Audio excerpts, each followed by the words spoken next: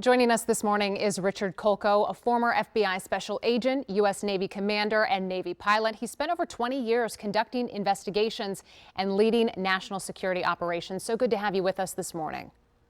Good morning. Thank you for having me. So we just heard the president commend the response time from law enforcement, and I wanted to get your take on that. Given your expertise and your background, what did you make of the response time with the gunman? Well, I thought it was excellent. The president was removed from the area safely, as were all the other principals. Things went well as far as that's concerned. Obviously, people are going to think this is a failure, but in reality, from a security standpoint, it was a success. They stopped the person outside of the room before the magnetometers. We've heard this term for so long now, soft target. There's nothing you can really do to stop absolutely everything, but they were able to stop this person from getting closer to the president, and that is the job of the Secret Service. So from that perspective, they succeeded.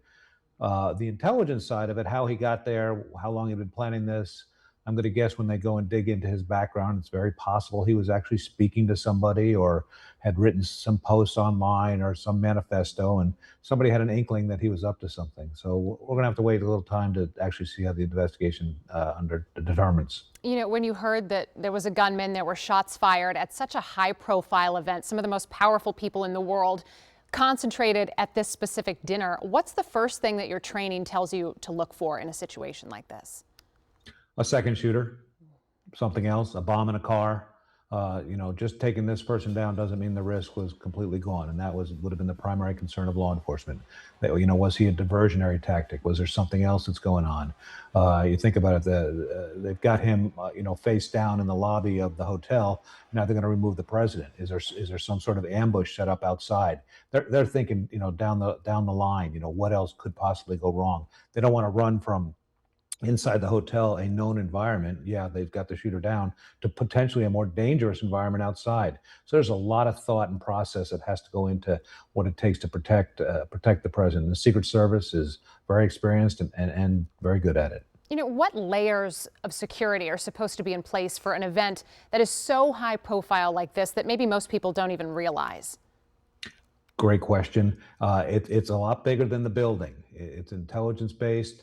It's scouring the internet for threats, chat rooms where people are bringing up the potential of wanting to do anything, and that can be days, weeks, or months before the event. And then when you go to the hotel, which we all know very well, far away from the hotel, there'd be counter surveillance. There'd be police with license plate readers looking for suspicious cars, suspicious people that might be scouting out the hotel days in advance, running all the names of all the people that have checked into the hotel or made reservations at the hotel but didn't check in. Who are those people? And this person did not do this spur of the moment. They had to make a hotel reservation. I don't know if they came by car or by airplane, but they had to make a reservation. If it was by car, they drove across the country, had to obtain the weapons, certainly had to think this out. When they go check out his computer, I'm willing to guess that they'll be able to go into the history and find out he checked out the hotel, checked out the lobby. People who have attended the event in the past may have posted videos of the secure areas or the VIP areas, and he would have researched all that. And you'll find out how much planning he put into that, and that'll be concerning. All right, building on your point, Acting Attorney General Todd Blanche saying he traveled by train across the country. I wanted to ask you this one last question. I heard you talk about this is almost impossible to fully prevent an event like this. We know there were magnetometers in place. In your opinion, should there have been another layer or multiple layers of magnetometers, or what else could have been done to help with this security, perimeter security?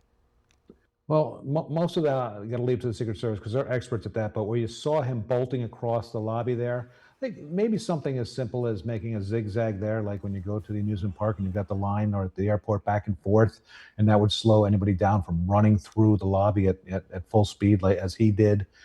That potentially could assist, some sort of serpentine. But again, Secret Service is well rehearsed at doing this, and if they do have this event in 30 days, I bet they make the appropriate changes to make sure something like this doesn't occur again.